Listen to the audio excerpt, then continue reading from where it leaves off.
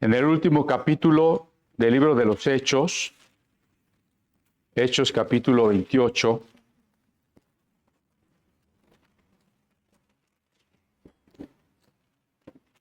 donde tras unos 14, 15 días de pasar una tormenta y luego el naufragio, muchos riesgos de muerte, el barco donde Pablo va prisionero ha naufragado muy cerca de la isla de Malta, ahí han desembarcado.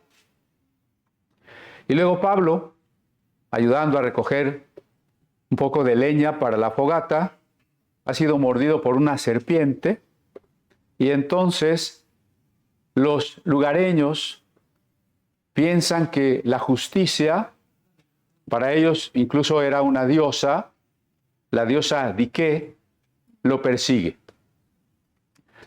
¿Ha cometido alguna falta muy grave? ¿Algún homicidio? ¿Algún pecado que no puede quedar impune? Y la justicia divina lo persigue. Quisiera que volvamos a detenernos un momento en este punto. Ya sabemos que finalmente no cayó muerto y hablábamos de las señales que siguen a los que creen, y entre ellas, de manera muy específica, decía Marcos capítulo 16, en las manos tomarán serpientes. Un versículo que se haya escrito tal vez después de los relatos del libro de Hechos. Pero lo que quiero subrayar ahora no es eso que ya comentamos, de cómo Dios nos guarda cuando así está en su voluntad, cuando vamos haciendo la tarea que nos ha encomendado, muchas veces nos va a guardar y muchas veces no. De eso ya platicamos, ¿no? Pero esta otra idea que la gente tiene y a veces los cristianos tienen, que si nos pasa algo malo, es que Dios nos está castigando.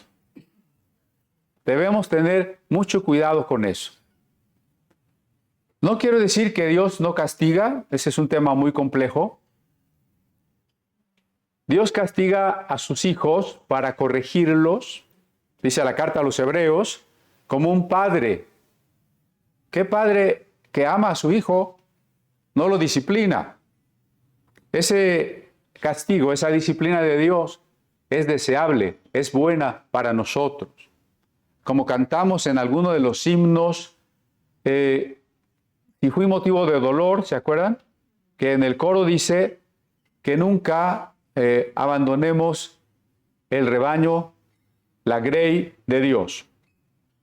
Y que podamos decirle a Dios, antes que yo me fuese a perder, repréndeme y si es necesario, llévame. Estamos dispuestos, ¿no? Y Dios, como un Padre amoroso, sí puede disciplinarnos. La Santa Cena implica ese proceso. Pero hablando de los no cristianos, algún día también sufrirán el castigo de la justicia divina, y no porque Dios se alegre en infligir dolores, castigos, tormentos a las personas, por eso digo que es un tanto complicado, sino más bien porque Dios, en sus atributos, en sus cualidades, es amor, es justicia, es verdad, es santidad. Y cuando hemos hecho maldad, nosotros mismos nos hemos colocado fuera de toda esa naturaleza que Dios es, y por tanto experimentamos el sufrimiento, la condena y la separación de Dios. Solamente que ese tipo de castigo normalmente llegará cuando Jesucristo regrese. Dios ahora no está castigando a los malvados.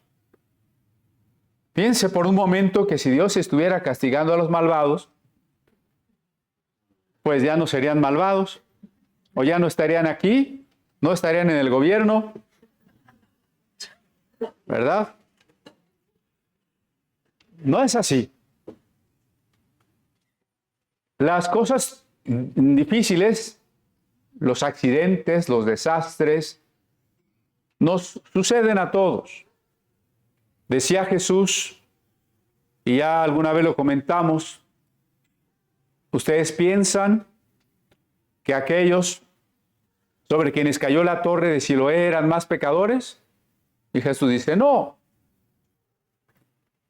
No tenemos todavía una respuesta para el sufrimiento, ni siquiera para explicarnos por qué alguien podría nacer con males congénitos.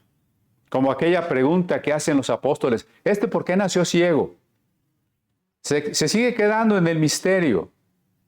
No pensemos que las cosas malas que suceden son un castigo de Dios. Ese sería un espíritu de condenación. La Biblia nos enseña que aún la tardanza, si queremos llamarle así, la tardanza por la que Cristo no ha regresado, obedece a la misericordia de Dios. Dice la segunda carta de Pedro que Dios ha sido paciente y no quiere que nadie se pierda.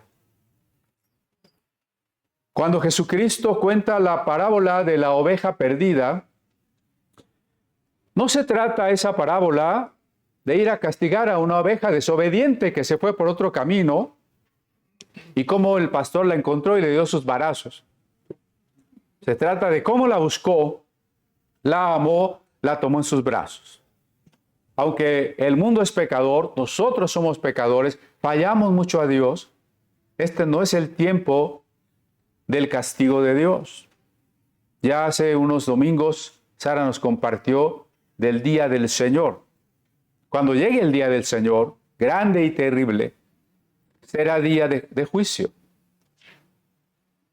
En otra parábola, donde un enemigo sembró cizaña en el campo de trigo, los jornaleros preguntaron al dueño si arrancaban la cizaña. Y el dueño les dijo no, porque tal vez arranquen el trigo también. Vamos a esperar el tiempo de la siega.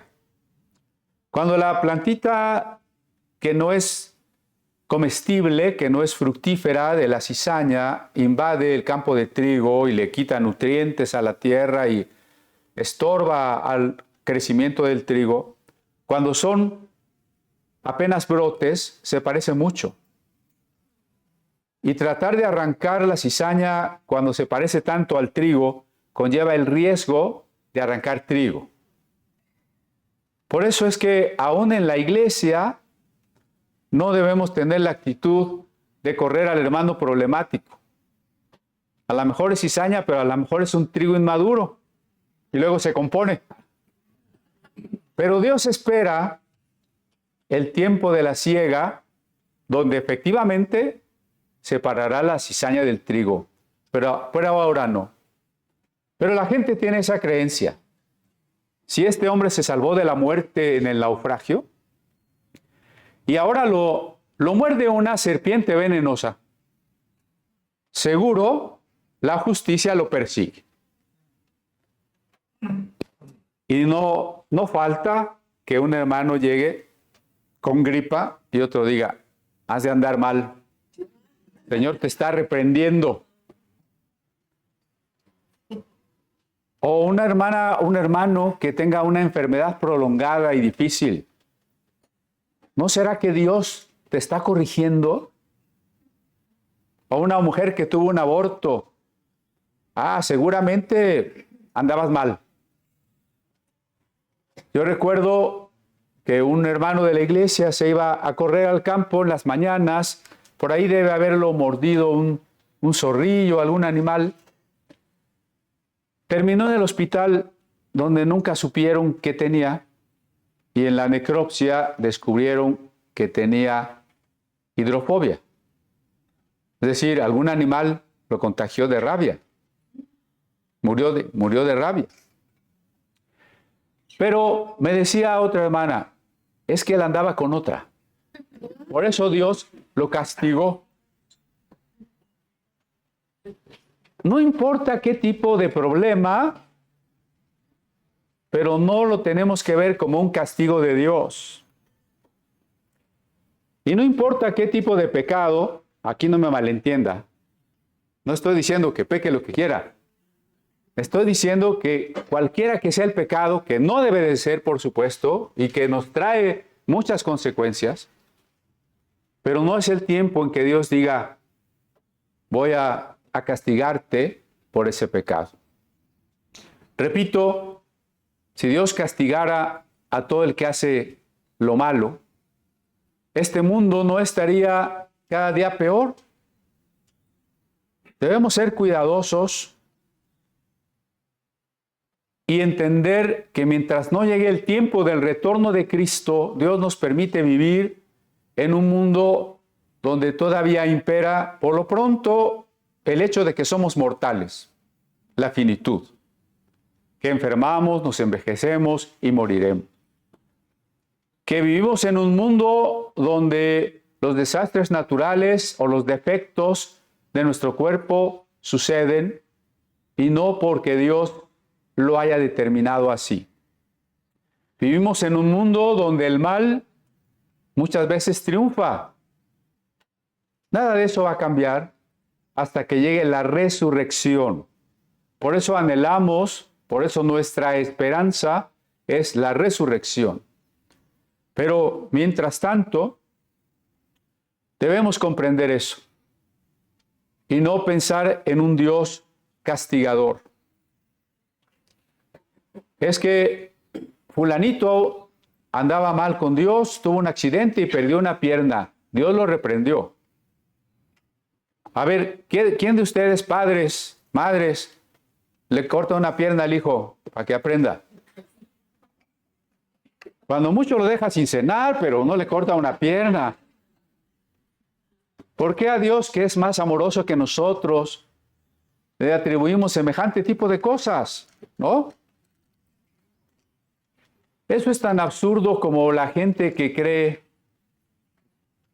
que hay medallas, oraciones, objetos, protectores. Aunque de eso voy a hablar mejor un poquito más adelante. Veamos el verso 10. Una vez que Pablo ha predicado allí en la isla, ha orado por los enfermos, muchos enfermos han sanado, dice el verso 10, los cuales, es decir, los habitantes, los que recibieron la palabra de Dios, también nos honraron con muchas atenciones y cuando zarpamos nos cargaron de las cosas necesarias. No dejemos de considerar que Pablo en este momento es un prisionero encadenado.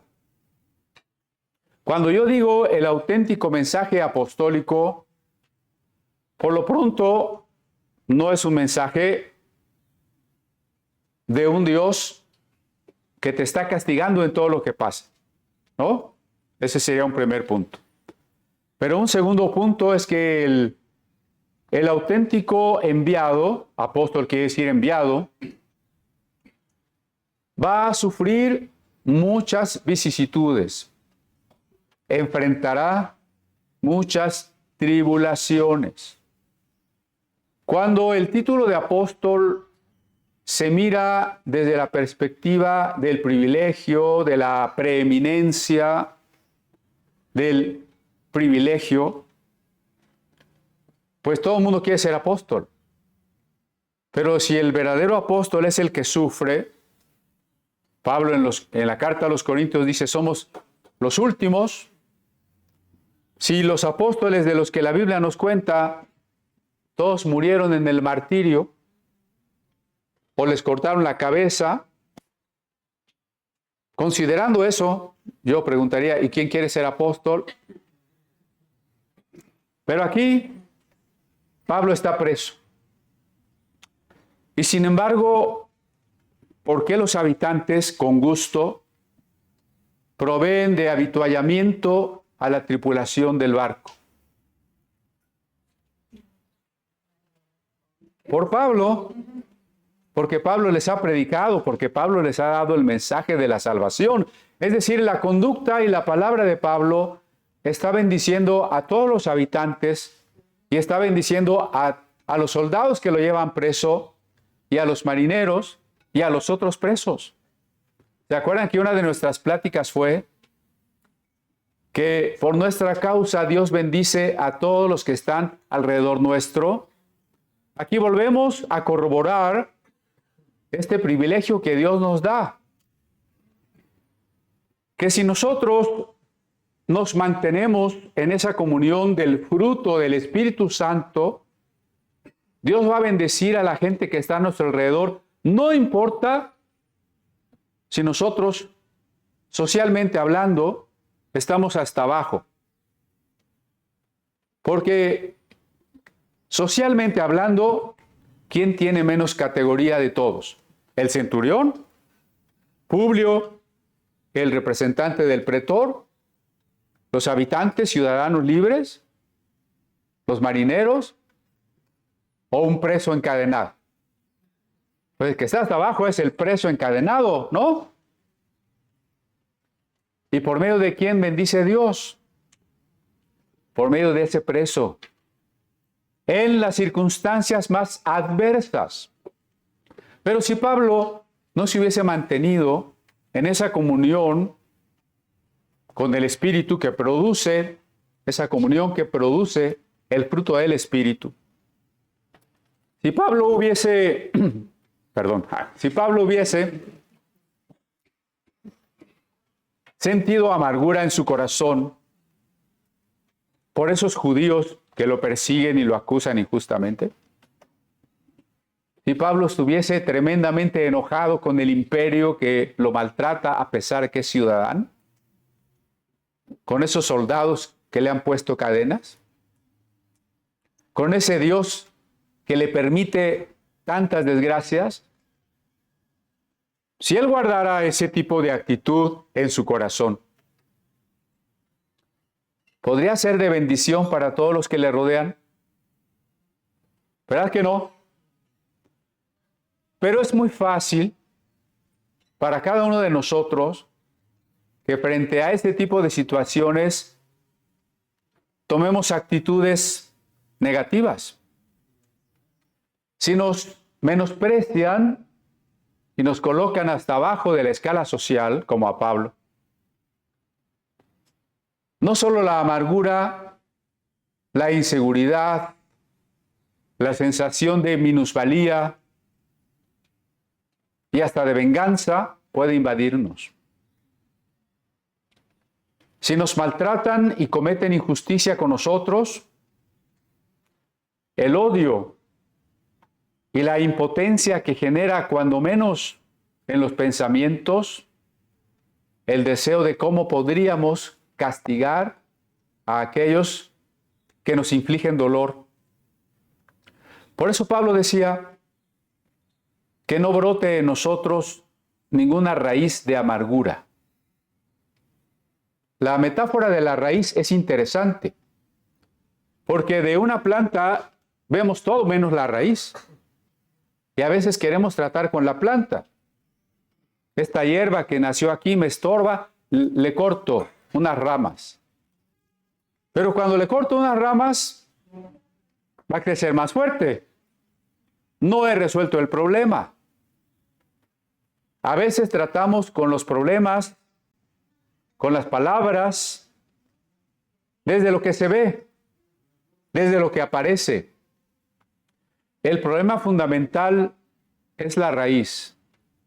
Hay que buscar en nosotros, hay que buscar en aquellos con quienes predicamos el Evangelio o con aquellas personas a quienes aconsejamos, cuál puede ser la raíz de donde brotan todas esas actitudes, acciones que vive. Ejemplos muy sencillos. Si una persona tiene el vicio de fumar y queremos darle remedios para que deje de fumar, estamos tratando con las ramas. Habría que preguntarse qué le produce la necesidad, el nerviosismo, la adicción por fumar. Ahí estaría la raíz, ¿no? Si una hermana se la pasa viendo las telenovelas toda la tarde, no viene a comunidad, eso sí se los aseguro. No se trata de prohibirle ver la tele, eso es tratar con las ramas. Hay que ver por qué necesita un tipo tan superficial, tan falaz de distracción. ¿Por qué no busca, por qué no tiene hambre de algo más profundo, de algo más trascendente? Siempre vamos a buscar la raíz del problema.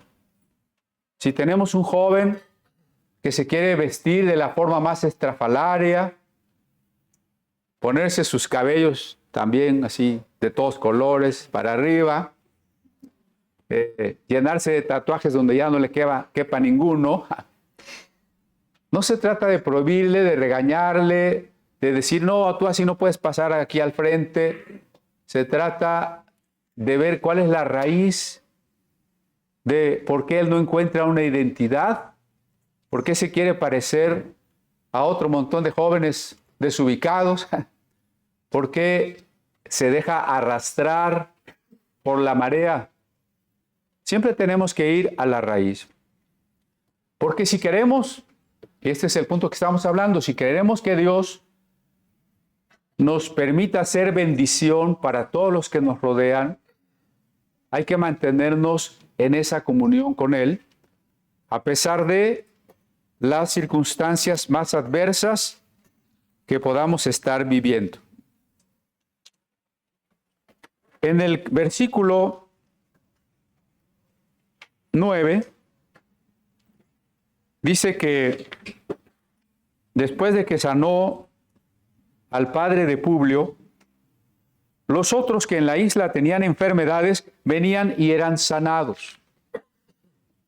Gracias a Dios por los milagros, gracias a Dios por su misericordia, por las sanidades. Creemos en sanidades, creemos en los milagros de Dios, es decir, sabemos que existen. Pero hay que tener mucho cuidado. Cuando yo hablo del auténtico mensaje apostólico, el centro, el quid del mensaje apostólico no son los milagros. Predicar milagros es muy sensacionalista, puede redituar en gran popularidad y en que mucha gente venga, pero no es la esencia del evangelio. Cuando alguien dice, como nos compartía Angélica, es que hay que vivir una vida, una fe sobrenatural, ¿quién sabe qué está diciendo? Porque Dios nos creó aquí en lo natural. Nuestro cuerpo, que es templo del Espíritu Santo, está en lo natural. Nuestra familia, el alimento y todo lo que Dios provee, está en lo natural, ¿no? Los milagros deben sucederse tras la predicación de la palabra, porque lo que buscamos es dar el evangelio. Y cuando exaltamos a Cristo y cuando las personas pueden poner su mirada en Cristo, entonces puede haber milagros, si así, y quiero subrayarlo, si así es la voluntad de Dios. Pero nosotros no predicamos los milagros, predicamos a Cristo. Parece lo mismo, pero no es lo mismo. Predicamos a Cristo, a la persona de Cristo, su invitación a reconciliarnos con Él. Y por tanto predicamos también el arrepentimiento. Las diferencias pueden ser sutiles, pero miren, si fuésemos un tipo de iglesia o tuviésemos un tipo de predicación donde yo dijera, hermanos, Dios quiere darles una vida victoriosa, Dios quiere bendecirlos en todo lo que necesiten, hoy mismo crean su milagro, reclamen la promesa, tomen su milagro, todo va a estar bien. Eso suena más bonito, ¿no? A lo mejor ya nos vamos así, ay, ya llevo mi milagro. Pero si se fijaron, si yo solo predicara eso, ¿a qué hora hablamos de la confesión del pecado? ¿A qué hora hablamos del arrepentimiento? De la transformación que Dios quiere hacer en nosotros. Les digo que es como esos saluditos que se mandan en las redes sociales, ¿no? Todas las mañanas. Que Dios te bendiga en todo lo que haces. Pues ni sabes lo que voy a hacer. ¿Qué tal que todo lo que hago es lo que Dios no quiere? Y tú ya declaraste que Dios me bendiga en todo lo que hago. ¿No? O sustancializamos cosas. Que la paz, la armonía, la alegría te acompañen. ¿Y esas señoras quiénes son? ¿No? O sea, perdemos de vista que se trata de una relación con Dios. Que lo que determina la clase de vida que tengo es cómo me relaciono con Dios. Y que esa relación con Dios no garantiza que me sucedan solo cosas agradables. La relación con Dios es el deleite de la comunión con el amado. Lo que me rodea puede ser agradable o no agradable, problemático o no problemático, pero lo que importa es otra cosa. Y nosotros no podemos forzar a Dios. Dios no es el genio de la lámpara maravillosa. Ese cuento de Aladino se predica desde muchos púlpitos. Se va a decir, no, yo nunca he oído que prediquen de Aladino. Sí, pero acuérdense que cuando salía el genio, le decía a Aladino, ¿qué quieres que haga? Y Aladino ya le decía, pues haz esto, haz aquello, haz lo de más allá. Cuando vemos a Dios de esa manera, es como el genio de la lámpara. Dios está allí para que yo le pida, para que yo declare, para que yo proclame, para que Dios venga y me resuelva todos mis problemas. Bueno, ese Dios no es el Dios de la Biblia. El Dios de la Biblia, lo estamos viendo, puede permitirnos pruebas, sufrimientos. Nos invita a reconocer su voluntad. No es fácil hacer su voluntad y ni siquiera es fácil saber su voluntad. Esa es la gran tarea que tenemos a lo largo de toda la vida. Dios obra milagros, sí, cuando es su voluntad. Eso ya no suena tan atractivo, porque incluso alguien me podría decir, no, eso no es fe. Tú no debes decir, Dios sana a esta persona si es tu voluntad. Tú debes decir, enfermedad, te reprendo. Eso suena mejor, ¿no? Como que eso es más poderoso. Pero no olvidemos que cuando Jesús sanó enfermos, echó fuera demonios, cuando Jesús hizo milagros, lo hizo siempre después de haber sido lleno del Espíritu Santo en el río Jordán, como nos compartió Basti al principio. Y como lo indica el Evangelio de Juan, decía Jesús, yo no hago mis obras, no realizo mis propias obras, sino las obras que el Padre me da. Esa es la obediencia. No hago lo que quiero, lo que pienso que es mejor, lo que me reditúa para mi ministerio. Tengo que hacer solamente aquello que Dios me manda a hacer. Eso no es fácil. Así que si cambiásemos nuestra forma de trabajar, y yo les dijera, hermanos, el miércoles vamos a tener reunión de milagros. Venga a recibir su milagro el miércoles. ¿Eso qué querría decir? Que yo estoy comprometiendo a Dios a que el miércoles a las 7 de la noche Él está obligado a hacer milagros. No el martes, Dios, el martes no hagas nada. No el jueves, Señor, tiene que ser el miércoles. Y así ponemos reuniones sensacionalistas donde queremos hacer creer a las personas que nosotros disponemos de aquello que Dios va a hacer. Pero cuando digo que Dios no es el genio de la lámpara, es que a Dios no le podemos torcer el brazo para que haga lo que nosotros queremos. Nunca podemos obligar a Dios a que haga lo que nosotros queremos. Hermano, pero si oro mucho, mucho, mucho, mucho. No. Y si ayuno 3 días, 7 días. No. Y si le explico a Dios, Señor, pero mira, es que. No. ¿Cómo le va a explicar usted a Dios algo? ¿Será que hay algo que Dios no ha entendido? ¿Algún dato que Dios no sabe? Y usted tiene que venir a decirle. No es así. Por eso nuestra oración siempre debe estar más bien enfocada en su voluntad. En su voluntad. Y no en decirle a Dios lo que tiene que hacer. O en una especie de informe de en qué consiste nuestra necesidad. Señor, te pedimos que bendigas a fulanito porque mira, el riñón no le funciona y necesitamos que el riñón le funcione porque... Y Dios va a decir, médico no eres para empezar, ¿no? La voluntad de Dios es lo que tenemos que buscar.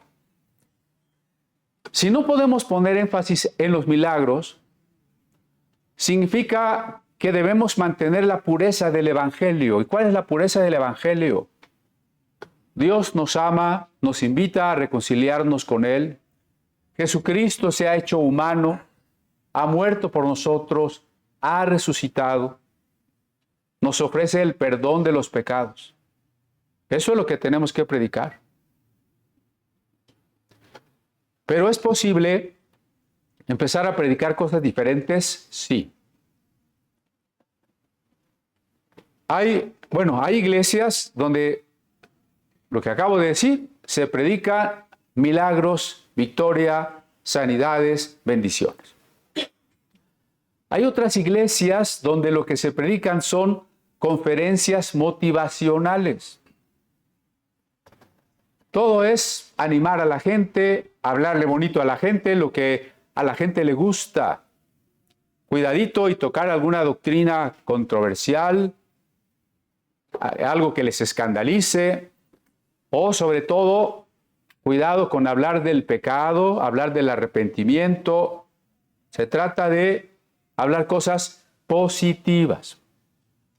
La iglesia más grande de Estados Unidos tiene un pastor que dice claramente, yo nunca hablo del pecado. Yo hablo de cosas positivas. Pero la Biblia habla del pecado. El evangelio no es buena noticia si primero no entendemos la mala noticia, el pecado y la condenación que acarrea. También hay predicaciones o conferencias que se tratan de temas sociales. Perdón. Por ejemplo, todo el esfuerzo de una iglesia enfocado a ayudar a los migrantes. ¿Podría la iglesia llegar a ayudar migrantes? Sí. ¿Podría la iglesia en un desastre natural dar albergue a los que necesitan casa? Sí. Pero esa no es nuestra tarea, esa no es nuestra predicación. Hay otras iglesias que se dedican a trabajar por la equidad de género, la inclusión. ¿Es esa la tarea de la iglesia? ¿Es esa la esencia del evangelio? Hablar de la ecología, hablar contra el calentamiento global, el cuidado del ambiente. Nada de eso, gracias David, nada de eso es la tarea de la iglesia. Si dejamos de predicar la esencia del evangelio, que es a Jesucristo como Señor y Salvador, dejamos de predicar y de vivir, de hablar de la llenura del Espíritu Santo, puede pasar una de dos cosas. Si nuestra predicación es sensacionalista, vamos a tener mucha gente. Y mucha gente que no quiere estudiar, que no conoce la Biblia y que no le importa. o vamos a tener una iglesia que se está muriendo. Hay iglesias, precisamente pude ver algunas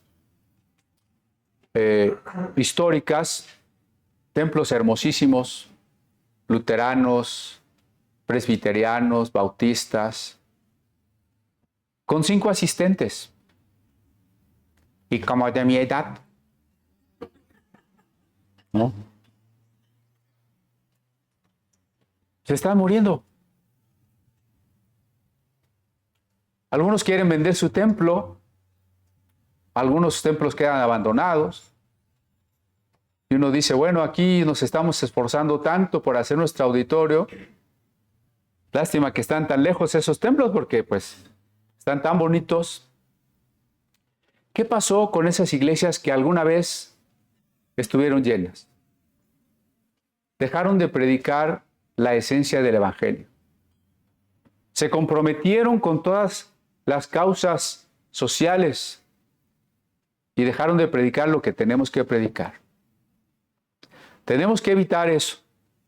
No predicamos sensacionalismos, milagrería, guerras espirituales, liderazgos y éxitos. Y no predicamos causas sociales. Predicamos a Jesucristo y a este crucificado. Predicamos a Jesucristo resucitado y que viene pronto. Eso es lo que tenemos que predicar. Después, en el verso 11 dice, pasados 3 meses, nos hicimos a la vela en una nave alejandrina que había invernado en la isla, la cual tenía por enseña a Cástor y Pólux. Una nave alejandrina, ya no sé si guardaron su mapa, que les di alguna vez. Bueno, piensen, en medio está el mar Mediterráneo. Al sur, un poco hacia el oriente, se encuentra Egipto. Y hay un puerto en el norte de Egipto que se llama Alejandría. Muy importante puerto para nosotros porque allí vivió una gran comunidad judía, muy numerosa, que en la mayor parte del trabajo produjo la traducción de la Biblia Septuaginta, la traducción del Antiguo Testamento del hebreo al griego, y que para destacar su importancia, nosotros hemos estado diciendo que es la Biblia que usaron los apóstoles, ¿no? No olvidemos. Cuando oigan ese nombre difícil de pronunciar, Septuaginta, acuérdense, fue la Biblia que usaron los apóstoles. Bueno, en esa ciudad de Alejandría se embarcaba las toneladas de trigo que iban para Roma.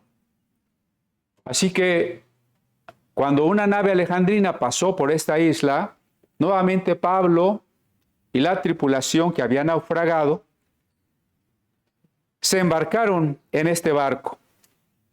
Dice que este barco, que había estado todo el invierno, no fueron tan imprudentes como el barco donde vino Pablo, ¿verdad?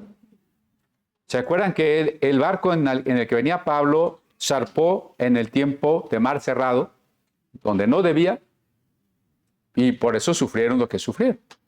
Esta nave había invernado ahí, había estado guardadita el invierno y ahora continuaba su viaje hacia Roma. Allí subieron ellos. Dice Lucas que esta nave llevaba el emblema de los Dioscuros, estos hermanos gemelos.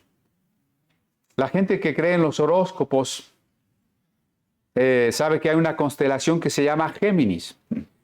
Los gemelos, que son Cástor y Pólux, hijos de Zeus, hermanos de Helena de Troya y Clitemnestra. Lo que quiero destacar aquí, y que hablaba yo en parte hace rato, es que todas las naves llevaban la insignia de algún dios protector.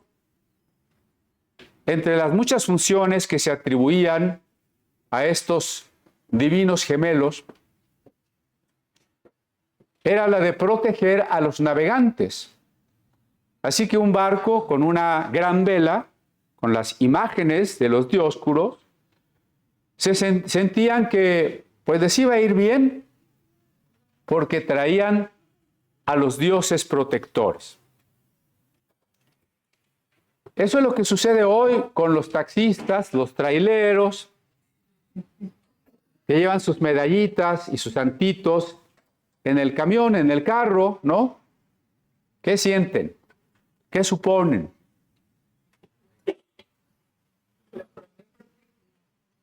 Que la Virgen los va a proteger. O San Martín de Porres, o San Judas Tadeo, o a quien traigan ahí. Los va a proteger, ¿no? Pero no nada más ellos, ¿eh? También nosotros.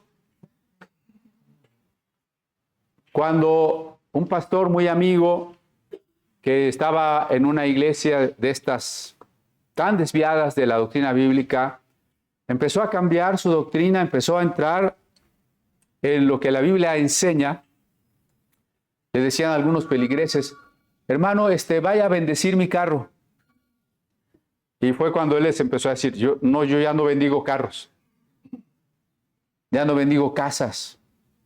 Yo creo que lo vamos a invitar un día, que venga a dar su testimonio. Lo triste es que mucha gente abandonó esa iglesia. Le dijo, pastor, usted ya cambió, usted ya no predica como antes.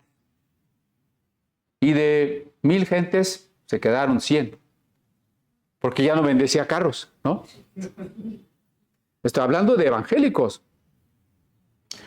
O le ponemos ahí un letrerito al carro, una calcomanía, Dios te bendiga o algo así, ¿no?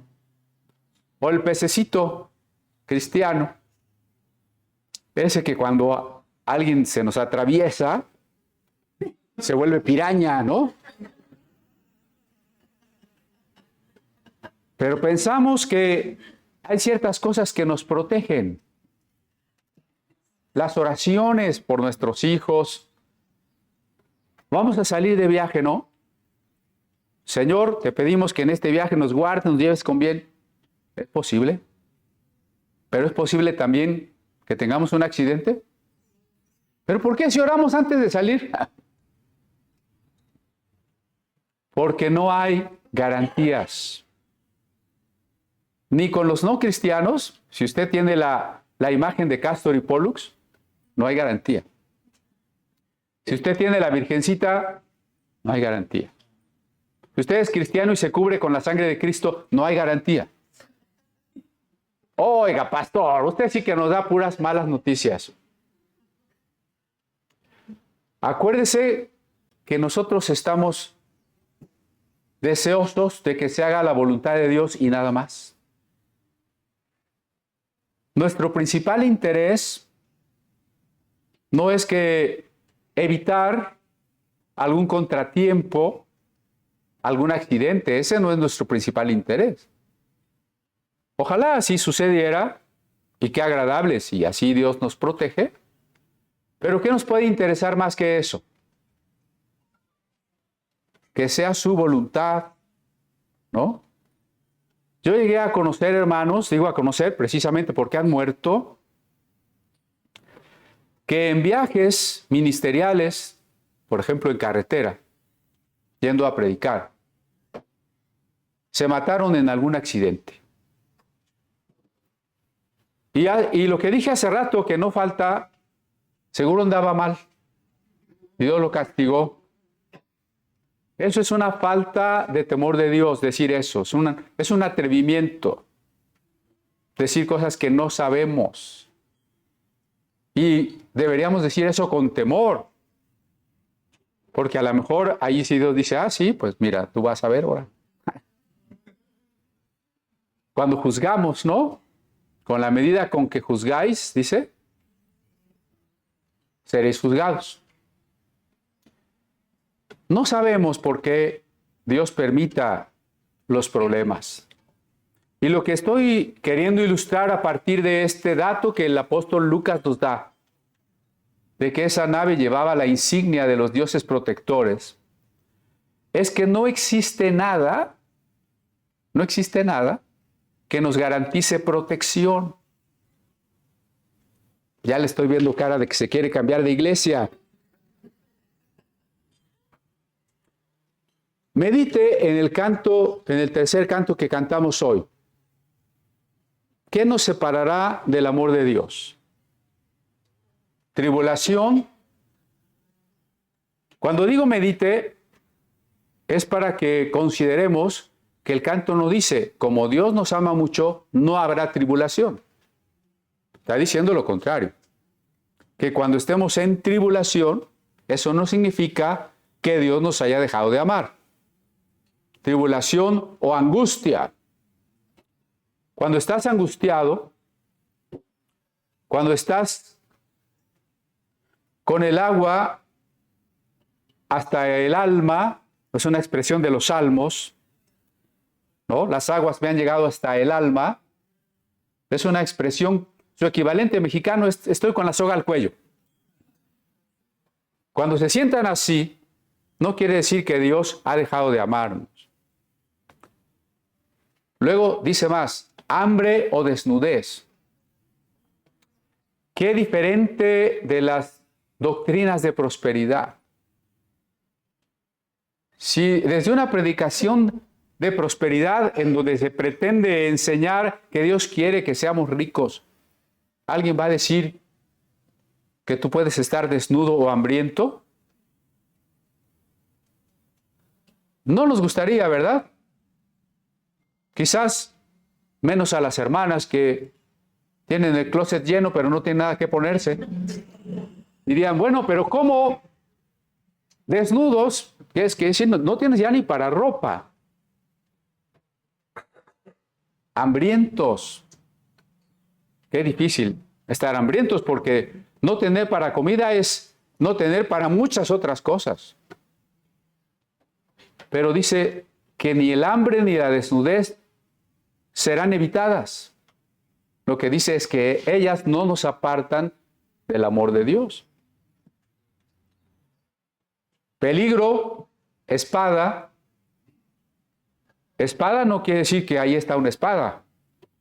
Con la metáfora espada quiere decir que nos mataron. Que nos mataron. Por eso los siguientes versos dicen, ni la muerte ni la vida nos pueden separar del amor de Dios. Uno diría, el amor de Dios me va a evitar la muerte. No dice eso. Dice, ni la muerte ni la vida me pueden separar del amor de Dios. Nada me puede separar del amor de Dios. Es muy diferente el mensaje de si estás con Dios, si pides la protección de Dios, de los ángeles, de sus santos, del ángel de Jehová que acampa alrededor tuyo, no te va a pasar nada. Ese mensaje es muy diferente al de te puede pasar todo y lo peor, pero eso no significa que Dios se haya olvidado de ti, no quiere decir que Dios te haya dejado de amar, no quiere decir que Dios no haga contigo su voluntad. ¿Verdad que son dos mensajes muy diferentes? ¿Cuál es más atractivo? Vamos a vender unos folletitos que digan versículos de victoria. Para que usted en la noche diga, en paz me acostaré y asimismo dormiré porque tú, Jehová, me harás estar confiado. Y en el día, para que repita el ángel de Jehová acampa alrededor de los que le temen y los defiende. Y así, puros versículos de protección, de victoria, de promesas. Y entonces usted va a ir sobre ruedas. ¿Así funciona? A ver. ¿Verdad que no? Pues entonces yo ya no entiendo cómo funciona. Si así no funciona, entonces ¿cómo funciona? La búsqueda de la voluntad de Dios. ¿Qué puede querer Dios para nosotros? Tal vez tengo idea de lo que hoy quiere Dios para mí. No sé lo que Dios quiere mañana para mí. Porque la voluntad de Dios se revela día con día. Cuando Pablo se encaminó a Jerusalén, no hubo un profeta que le diese un itinerario preciso. Sí, el profeta Ágabo, Le dijo, vas a sufrir por Cristo. Y él dijo, está bien. Pero no le dieron un itinerario de, mira, y después te llevan a la cárcel, luego te quieren linchar, luego te llevan en un barco, luego naufragas, pero no te ahogas, pero... ¿Verdad que no? Como dice el Padre Nuestro, en la oración, el Padre Nuestro, danos hoy nuestro pan cotidiano. Eso nos muestra que la provisión de Dios y la relación con Dios se vive cada día como un paso nada más. El paso de hoy. El pan de hoy, la revelación de hoy. Desde la perspectiva de la doctrina de prosperidad, a Jesús le faltó fe. Y sí hay quien dice eso. Porque en el Padre Nuestro tendría que haber dicho, danos en abundancia para todo el año. Bueno, teniendo fe, ¿por qué no? Haznos millonarios. Pero ¿por qué Jesús se queda en una oración tan pequeñita? Danos el pan de hoy. Ni siquiera el de la semana, el del mes, o un poco de jamón para el pan, ¿no? Danos el pan de hoy.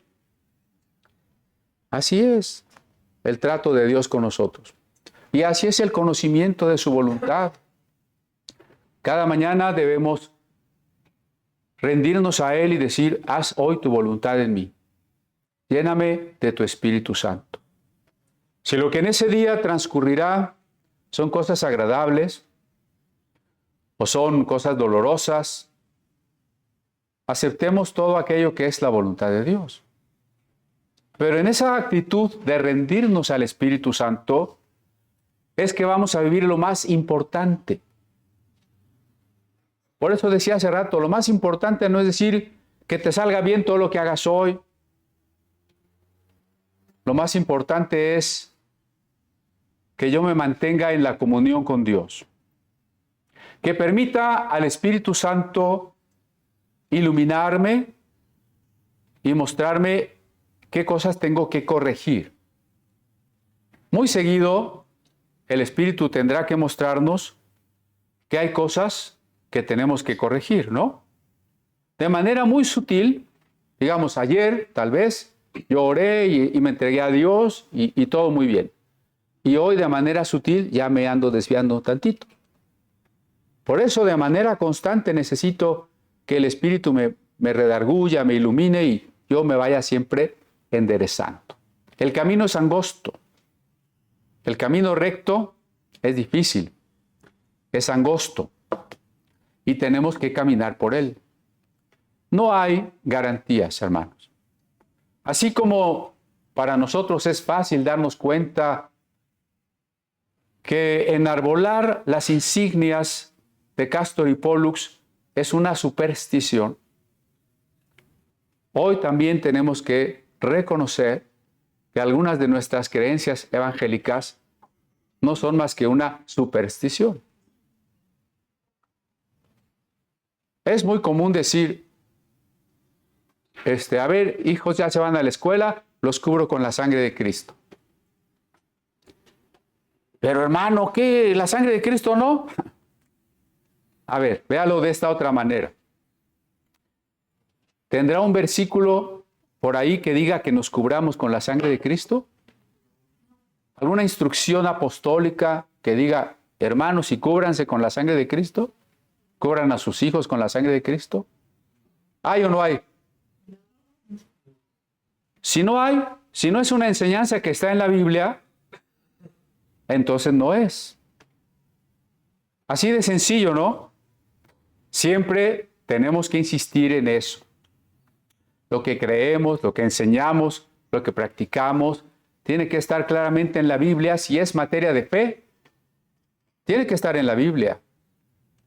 Y si no está en la Biblia, no importa si lo hicimos muchas veces, si así nos enseñaron, si así lo predican X o Z, si no está en la Biblia, no es. A ver, ¿quién me enseña un versículo donde nos ordene cubrirnos con la sangre de Cristo? 10,000 pesos para el que tenga un versículo. Pues ya sé que no hay, por eso le digo que 10,000 pesos, ¿verdad? Hermanos, no es una mala noticia saber que no hay garantía, porque eso solo forma parte de una verdadera buena noticia. Dios, como un Padre amoroso, nos mantiene en el centro de su voluntad si queremos, si nos entregamos, si se lo permitimos. Parte de esa buena noticia es que aquellas circunstancias adversas y dolorosas no son castigo de Dios. Dios no está enojado con nosotros. No sé si... ¿No esa es una buena noticia? Si usted amaneció con dolor de cabeza, no diga, siento que un demonio me está atacando hoy. Si usted amaneció agripado, con infección de estómago, no diga, Dios me está castigando. Algo hice. Nada de eso. Esas cosas no provienen de Dios. Son normales, son fortuitas, son parte de nuestra finitud. Lo importante, lo que nos toca a nosotros, es anhelar la voluntad de Dios. Decir como Job, si Dios da, lo bendecimos. Y si Dios quita, lo bendecimos. Cuando Jesús estuvo allá en el huerto del Getsemaní, Él vivió uno de los momentos más difíciles. ¿Qué tan difícil pudo haber sido si sudaba grandes gotas como de sangre? ¿Quién de nosotros ha llegado a esa tensión, a esa agonía en la oración? ¿Verdad que es muy difícil? ¿Y a qué se debió la agonía y cuál era la petición de Jesús ahí en el huerto? Que se hiciera la voluntad de Dios. Había una posibilidad para Jesús, que la voluntad de Dios fuese agradable, humanamente hablando, y que no tuviese que ir a la cruz. Pero había otra posibilidad que parecía cada vez ser más clara, que el Padre quería que fuera a la cruz. Y no es que la agonía de Jesús se tratara del miedo a la muerte y del miedo a la cruz, sino de el gran desafío que Jesús tuvo mientras estuvo en esta tierra: hacer la voluntad del Padre. El pecado de Adán y Eva, fue el momento en que dejaron de hacer la voluntad de Dios. El pecado es dejar de hacer la voluntad de Dios. Si Jesús en la última noche de su vida hace algo que no fuese la voluntad de Dios, habría tenido una falla igual a la de Adán y nosotros no seríamos salvados. Ahí está la agonía de Jesús. Ahí está la gran preocupación de entender exactamente qué es lo que el Padre quiere. Y en esa ocasión lo que el Padre quiso no fue garantizar su seguridad, ni su comodidad, ni las circunstancias agradables. La carta a los Hebreos lo dice con claridad. Y aunque era hijo, por lo que padeció, aprendió la obediencia. Así también nosotros anhelamos la voluntad de Dios cada día, conocer la voluntad de Dios cada día. No vamos a ver en las adversidades un castigo de Dios ni un abandono de Dios. Ni vamos a suponer que sus promesas, los versículos de la Biblia o cierto tipo de oraciones nos garantizan que todo va a estar bien. Nada de eso. Nos interesa conocer su voluntad. ¿Por qué? No para que se haga en automático y decir, Dios, pues haz tu voluntad y que pase lo que pase, que sea tu voluntad. La manera más importante en la que la voluntad de Dios se hace es en la entrega de mi vida, en la aceptación de mi corazón ¿De qué serviría una supuesta voluntad de Dios exterior a mí? Ah, pues es que no pasó el camión, pues fue la voluntad de Dios. ¿Y eso en qué cambia tu corazón? La voluntad de Dios tiene que ver en primer lugar en cómo te rindes, cómo anhelas esa voluntad, cómo estás dispuesto a vivirla, aun y cuando a veces decirle sí a la voluntad de Dios sea lo más doloroso. Cuando Jesús le dijo sí a la voluntad del Padre, estaba aceptando la copa del dolor. Y dice, ¿ustedes pueden beber conmigo esa copa? Le pregunta a los discípulos. Ellos dicen, podemos. Entonces ahí comienza verdaderamente la aceptación de la voluntad de Dios.